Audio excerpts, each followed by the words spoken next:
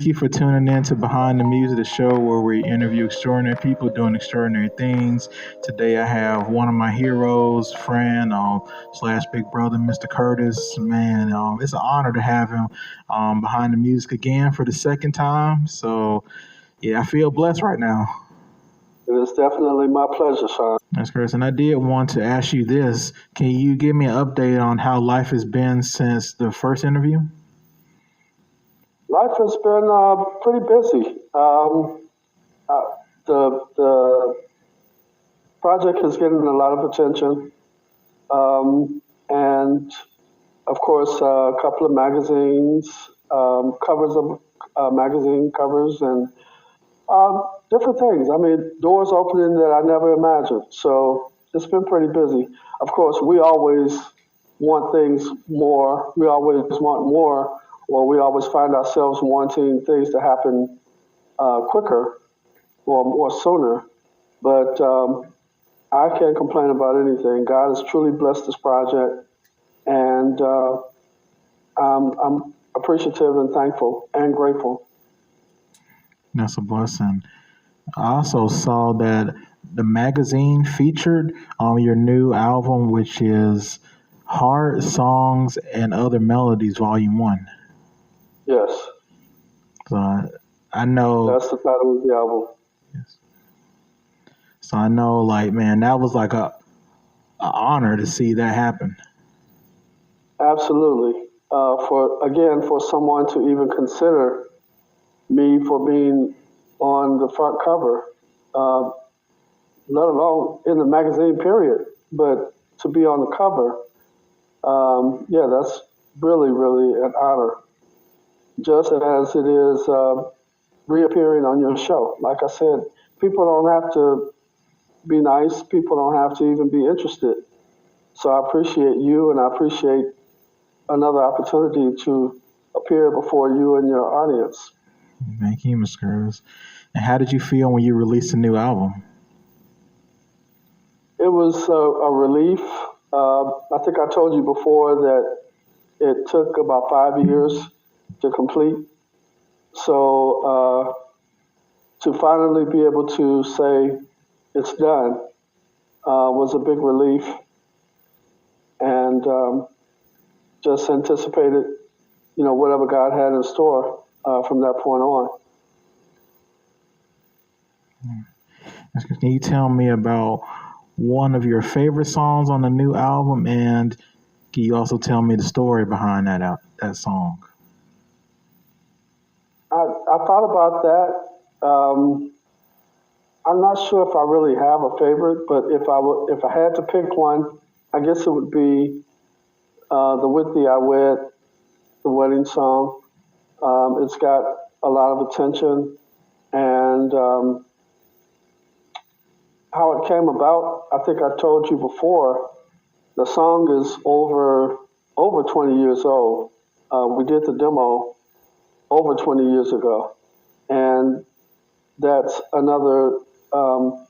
It's not more evidence of how it's not our time and it's God's time. So when He sees fit, then that's when He saw fit to release it and have it come to fruition. So the song was originally written and composed to speak to the sanctity of marriage. And we wanted something that would reach not only the Christian community, but the secular as well.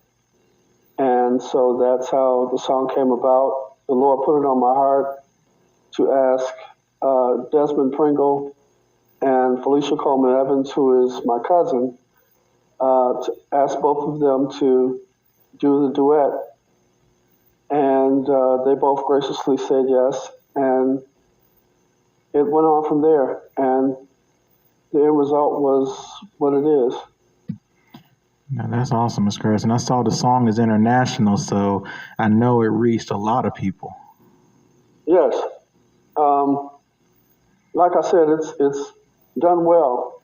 It reached number one on the BDS gospel chart, and I believe it was number one in Dubai on a station there, and it's done well. So I don't think God is through yet, and I'm just waiting to see, what He's doing next. Yes, sir. Amen. And Ms. Curtis, while we're talking about you being an artist, can you tell me about how being a co-producer prepared you for making your own albums? Co-producing, not only co-producing, but just tagging along. A lot of the times I've been growing up, I would hang around whenever someone was in the studio, like a Calvin Bridges. I would hang with him when he was in the studio mixing his albums. And if I participated, once my job was done doing whatever I had to do, if I played drums or if I played congas, I asked him if it was okay if I hung around. So that way I got a chance to see what the behind the scenes was like in the mixing and the mastering and editing and dubbing and all of that. So that all entails being a producer. And so I got a chance to learn a lot from Calvin Bridges. I learned a lot from Lamont Lennox. I learned a lot from Royal Mickey Warren. Different people just hanging around and watching. The engineer that I work with on my album, Dennis Tusana, just watching them do things, and then as you watch, you learn. And so learned a lot just by watching and hanging around. And sometimes maybe even being a pest, but just wanting to see what was going on. And because a lot of us, we see the finished product with a song, but can you walk us through how someone would create a song? Well, say for instance, the song Trust Him was inspired by a sermon that my former pastor, he's deceased now, Pastor Maceo Woods, he preached the sermon. And in it, he was talking about trusting God and not tracing Him. A lot of times we say we trust God, but then we find ourselves going back trying to trace His steps. And He don't need us to check on Him. What He needs for us to do is say we got it, we're taking it to the Lord in prayer, we're leaving it there, and trusting that He will do what He says He'll do. And so that was inspired by that particular sermon, which is how we came about trust God, don't trace Him. And that's how that came about. That gives me a new way to look at the song, because I used to listen to Trust Him on your My Everything album a lot. And I never really caught that when he said at the end, trust Him, don't trace Him. Exactly. Trusting God and tracing Him is night and day. Yeah. So you have to learn how to have that blind faith. And you got to see it before you see it.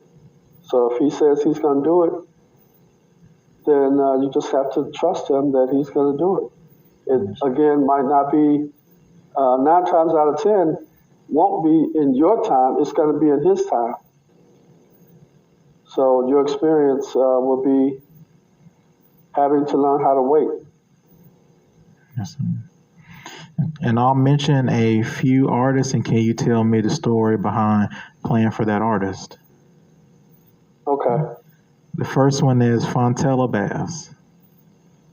Fontella Bass was an amazing experience. I met Fontella on the gig. I played for her in Rome for the first time. I had a friend of mine, Cliff DeBose, who played keyboard for her.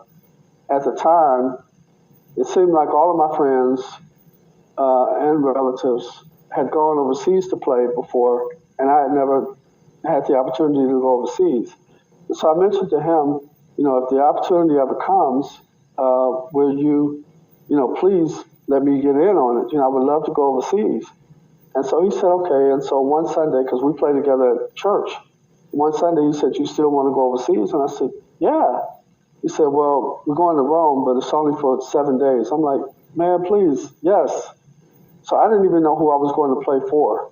He didn't tell me who I was playing for. He just said, we're going to Rome, we're going to play. And I met Fontella. At the time, she was living in St. Louis, and we were here in Chicago. And so they took a flight. She and the other band members took a flight from St. Louis to O'Hare. We all met up at O'Hare Airport, and that's when I first met her for the first time and found out that that was who I was going to be playing for. Once we got to Rome, we did the engagements, the stage performances, and she fell in love with me. I fell in love with her. The band fell in love with me. I fell in love with the band, and she hired me on the spot. And so from that opportunity, I was able to play for her and her brother, David Peaston. I met him on the same tour. Well, actually on the second tour, but I met both of them. They were brother and sister. And so I played for both of them for 13 years. Wow. I never knew that they were brother and sister. I learned something new today. I got a chance to play for both of them for 13 years, touring Europe and all over. That's how that experience came about. Man, that's awesome, Ms. Curtis. How about Reverend James Cleveland? I had the opportunity to play for Reverend James Cleveland at Fellowship when I was playing there, and he came to Fellowship, and that's how I got a chance to play for him, which was quite an experience. Hey, that's awesome. Yeah, Ms. Curtis. How about Vanessa Bell Armstrong? Vanessa Bell Armstrong, the first time I played for her several times. The actual first time I played for her, again, a friend of mine who's deceased now, his name is Gregory Cooper. He was her MD. And she had a drummer at the time, but he couldn't make this particular gig. They were going to Dallas to do a performance there. And he asked me, did I want to go and play? And so I said, yes, sure. I was a fan of hers anyway at that point. And so we flew to Dallas and performed at college. It was called Bishop College. And she and Keith Pringle were headlining the show, the performance. And so that was my first opportunity to play for her. And then from then on, after that point, I played for her several other times here in Chicago. And I know you still play for the Christian Tabernacle Choir. Yes. I've been at Christian Tabernacle for 36 years now. I left Fellowship. I played at Fellowship, Reverend Clay Evans. Was on the staff there for 15 years. And I left there and went to Christian Tabernacle, and I've been at Christian Tabernacle since then, so for about 36 years now. And we have a new pastor, Reverend DeAndre Patterson, Pastor DeAndre Patterson, and former pastor, Reverend Maceo Woods, has passed. But Pastor Patterson is doing a fantastic job. So I've been there working with the staff there, which Pastor Woods nicknamed the staff the Dream Team. So I play along with Cliff DuBose, Eric Troy, Richard Gibbs, and myself. And Cedric Nunley is the assistant minister of music. Yeah, that's awesome, Ms. Curtis. I remember hearing him say the Dream Team when I watched a few of the live services. Right. Yes, so that's an honor to be able to work with those cats every week. Yes, actually, we're in the studio as we speak, working on another album. Yeah, I can't wait to hear it. Yeah, I was blessed to have the opportunity to co-produce the last CD that we did, the Legacy CD. and also wrote a song on there called "Show Up." We co-wrote a song along with Gregory and Cliff DuBose. I knew it was a reason why I liked the song, because that's one of my favorites on the album, Show Up. Oh, really? Yes, yeah, sir. I really, yes. Thank you. And what's your favorite part about being a part of the Soul Tone Symbol family? I think being a billboard for the cymbal company. A lot of people, and sometimes we tend to have things, and then once the newness wears off, we're not as excited as we once were. And I've had people who've noticed the cymbals, noticed how they sound, noticed my logo and signature on them, and was telling me what an honor that should be to have an opportunity like that and to be able to be a billboard for the company. I love the cymbals. I would pair them with any cymbals that I've ever played on, Zillion, Pasty, what have you. So yeah, I'm glad to be a part of the Soul Tone family, and I appreciate it. I also have a stick endorsement with XL drumsticks, which is another blessing. Can you tell me the story behind your signature stick and how that came about? The first time, this is my second signature stick. The first opportunity I had was when I went to NAMM, the convention in California, and I met a gentleman that had a stick company, Silver Fox, and that company went out of business eventually. I had a signature stick with them, and so that company went out of business, and from that point on, I was introduced to XL drumsticks. Excuse me. And so they have a signature series as well. And so they're out of part of Wisconsin. And they brought me on as an endorsement. And it's been a great experience as well. I love their sticks. I love the durability of the sticks. They last a long time. And I'm grateful. Yeah, that's a blessing, and you deserve it, Miss Curtis. Thank you. And can you tell me about what gear are you currently using on your drum kit? I use, with the cymbals, I use a 20 ride, 18 crash, 16 crash, 14 hi-hats, and occasionally a 6-inch splash. And then the set that I play at the church is a Yamaha 5-piece. And how did you feel to be featured on Coffee Table Magazine Volume 4 with gospel journalist Maurice Eric Clark?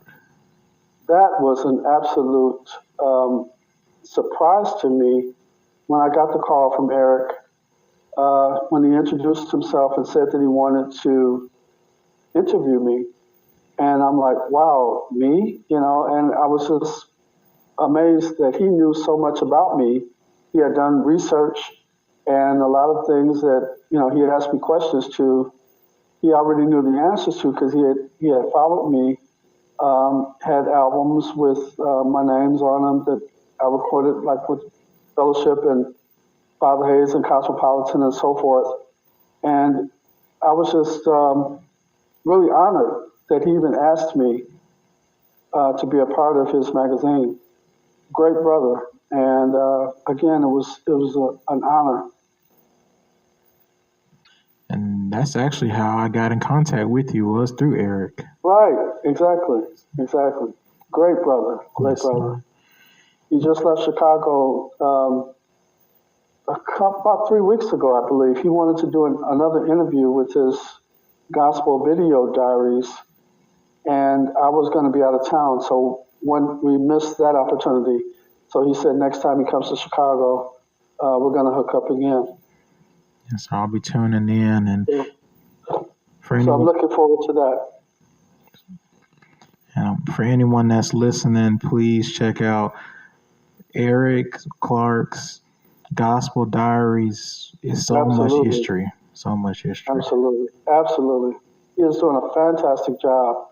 Um, Fantastic. And again, I'm so honored just to be a part of all of the people that he's interviewed.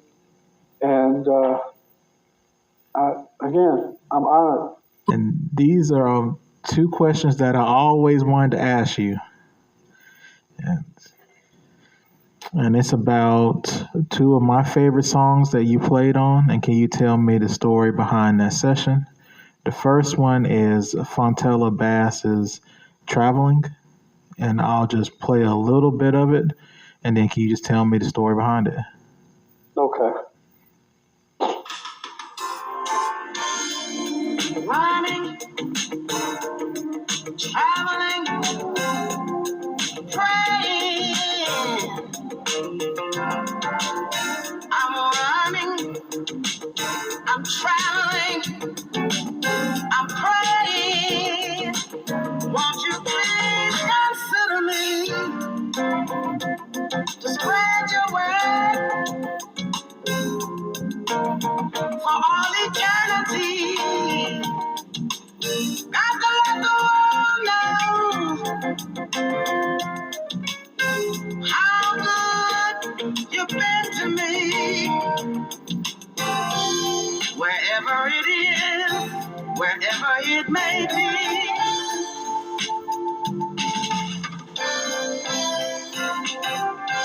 Most gracious God, most gracious Master, won't you please consider me? Oh, And that is Fontella Bass's Traveling. Do you mind telling me the story behind that song? That brings back a lot of memories. That album was recorded in St. Louis, Missouri. And we all went to the studio that day and did the whole album that day. Actually, we did it in 2 days. But that particular song, I remember the groove. And after we did a listen back to the track, I remember the engineers, one of the engineers was also a drummer. And he came over and nudged me and said that he loved my groove, especially what I was doing on the hi-hat. And so I thought that was a big compliment. Appreciate it. I remember hearing it for the first time. I was like, man, like, what was that? It was so smooth, Miss Curtis. Thank you. Glory be to God. And the second song is Another Chance by Pastor Donald Gay and Cliff DeBose. I believe this is the instrumental version of it. And Right. Well, the vocal version is on my CD. The instrumental version is on that particular CD, Pastor Donald Gay's album. And it's the same song, just more instrumentation on my album. But I wrote the song along with Cliff and Gregory Gay. And like I said, the instrumental version you hear, but you hear more, you hear the lyrics as well on my album. And it's just about telling the Lord thank you and being appreciative to him giving you another chance. He's a God of another chance, a God of a second chance, another chance, and just thanking him for it. Okay. I do have the one with the words on here. Here it is. Okay. and I'll just play a little bit of the one with the words too. Okay. Lord, you gave me another chance to stay. Lord, you made my way. Lord, you gave me another chance to pray. Bless your holy name. Many friends and lovers gone. Let my golden moments alone. And I'm grateful for another chance. Hey, you woke me up this morning to find a divine. I said, really up my limbs and food in my right mind. I know I have a reason for living, so I'll take my time. Lord, I thank you for another chance. I realize being here, no goodness of my own. You walked and talked to me and promised to leave me alone. Oh, you've done in my life. I want to shout and lift my hands and thank you for another chance. Today you seen and unseen, but you brought us in the far. It's every grace and mercy, Lord, I'm grateful thou art. Will you make good use of this song, and I'll sing your praise all day long, and I'm grateful for another chance. Lord, I thank you, Lord, I praise you, Lord, I love you, and I bless you. Lord, I appreciate what you do. Oh, you brought me through. Yeah, your grace. Lord, you kept me mercy, brought me far. You protected. Oh, yeah.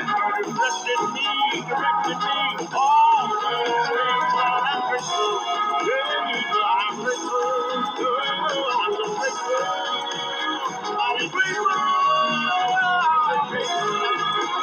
Lord, I thank you. Lord, I praise you. Hey, Lord, I thank you. Yeah, Lord, I thank you.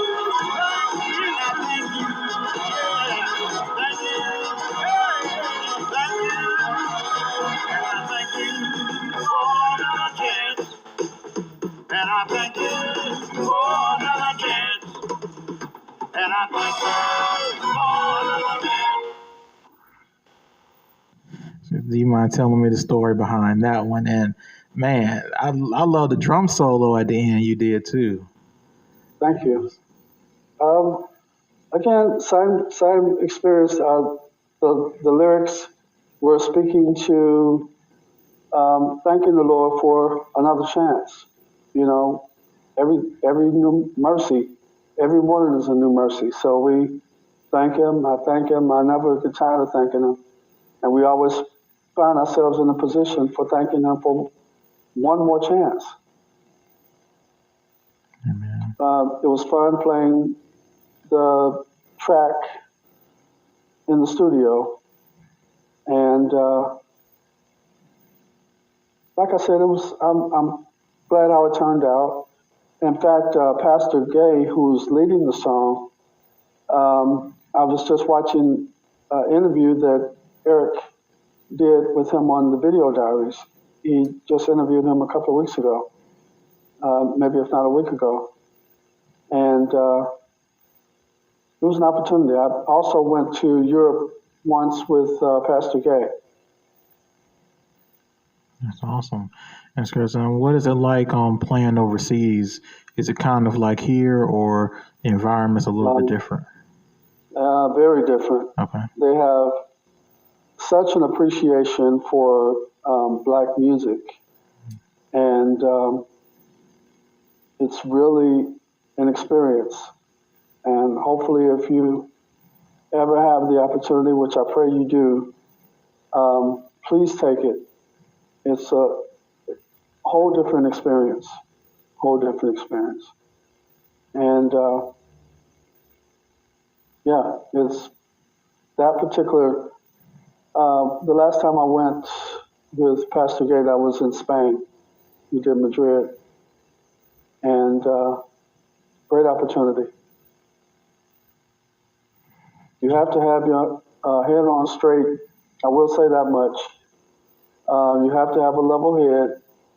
I thank God for true friends that I have here that kept me grounded, because you can go over there, and if you don't have your head on straight, you end up thinking that you're something you're not. because people they blow you up and, oh, Curtis, oh, Mr. Pondren, oh, yes, in Italy, oh, magnifico, and you come back and you telling all your friends, I'm the stuff, I'm magnifico, and they're like, hey, if you don't sit down somewhere, and it always kept me grounded, and I thank God for that, for true friends. So you have to have your head on straight when you go over there, and go over there for the right purpose, not coming back thinking that you're all of that in a bag of chips. Because you can be taken down, just like the Lord took you over there, and just like He put you in an opportunity, He can also take you down a peg or two or three to let you realize or make you realize that were it not for Him, you wouldn't have even had the opportunity. Yes, sir. So you have to stay humble. He said in the Word that He opposes the proud, but show grace to the humble. Yeah, absolutely. A few of your favorite, most memorable moments in the studio, and how about a few of your favorite, most memorable moments on tour? On tour, I remember getting a compliment when I was on tour with Fontella Bass and David Peaston. I got a compliment from B.B. King, and he told me that he really enjoyed my playing. And that was a great opportunity, a great compliment. It was no more important. You get compliments all the time, but just to know that B.B. King gave me a compliment was really an honor. That's one that I can remember being on tour. Being in the studio, I think realizing that I went from being a studio musician playing drums, moving into the capacity of writer and producer. And when you're sitting in the producer seat and listening for things that you're listening for, and you're able to make a call and make calls on whether this should be changed or this should be tweaked or what have you. Realizing that I made that transition, and you look at it in hindsight, it wasn't at that time while I was in the studio, but in hindsight, realizing where God has brought me from, again, I'm just grateful. I never dreamt that I would be doing the things that I'm doing, never dreamt that I would ever have my own CD. Back then, when I was growing up, it was always a dream and honor to even see my name in print on the back of someone's album. So to not only have my name on the back of an album, but to also have it on the front of an album as my own CD. Again, God has done so many great things in my life, and I'm so appreciative, and I'm grateful, and I never dreamt that I'd be doing some of the things I'm doing. Do you have any words of wisdom that you would like to leave the listeners with? Stay humble. If He gives you an opportunity, pray and ask the Lord for the Lord to give you the desires of your heart. And when He does, stay humble. Realize that it was He who gave you the opportunity and made the way. One of my testimonies is I think I mentioned to you before in the last interview that at one point I was homeless, and I was even sleeping in the car at one point, and a lot of the people, only a handful of people knew what I was going through. I would still come to church every Sunday. I would find a way to wash up, and I would put my suits in the cleaners. I'd get my suit out the cleaners and wear it for that particular day. And I don't know if you've ever noticed a lot of pictures, me taking a lot of pictures on Facebook. And people were asking, you're so photogenic and, do you want to be a model and all this kind of stuff. And they were giving me compliments. And what people didn't realize is that as I was reading the compliments about looking nice on those particular pictures, I was sitting in the car, of which I had to go to sleep, and reading the compliments. And so the Lord, at that point, when I was going through, the Lord told me that he was going to bring me out. And at that point, I didn't know that I was going to be doing my own CD and being on magazines and all that kind of stuff. And he said, I'm going to bring you out. But when I bring you out, well, first of all, I'm going to put you in a position to where it was nobody but me that brought you out. So I'm going to bring you out, be assured of that. But when I bring you out, make sure that you let everybody know that it was me that brought you out. I'm going to, people work, he works through vessels. So he'll put people in your life that will help you from step to step. But realize that it was he who brought me out. And so, again, my testimony is him bringing me out and being humble and letting everybody know. So when the Lord brings you out, I guess is my point, stay humble and give him all of the honor and the praise. And never get so big-headed or beside yourself thinking that you can make it without him. Because life without him, I couldn't even imagine. He has been so good to me. And I thank him. Yeah, so I hope that answered your question. I maybe straight off, when I think about how far he's brought me, but my advice to somebody would be to just be humble and let God use you. Because man will fail you. You put all your trust in him, all your trust in God. You should put all your trust in God. Because once you put all your trust in man, you'll find yourself being disappointed every time at some point. And so put your trust in God. Don't trace him. Take it to him and leave it there. And watch him work. Yes, sir. Because I'm a witness. Yeah, Ms. Gerson, you didn't stray off at all. I believe someone needed to hear your testimony because it may be somebody going through the exact same thing. And when they look at you, they say, okay, hey, if Curtis Fonders made it out, then I know the same guy who took him through can help me make it out of the situation. Absolutely. He'll bring you through. And I've heard people say he's a way maker, and I didn't know. I heard him talk about it, but I didn't know about it until I went through the experience of him making a way. He is the way. He's the only way. And that might sound cliche-ish, but it's my testimony. God will make a way. He has made a way. Yes, sir. Yes, guys, and people can just take a look at your life and they can see that he made a way going from being homeless to now being a producer, was a studio musician, and also remember when you played for the Black Theater Ensemble? Black Ensemble Black Theater, Ensemble. yeah. Yes. Played there for 7 years, which I love theater. So that was always exciting to be able to play, because with theater, even though it's scripted, something different happens in each performance. It's always because you have a different audience each time.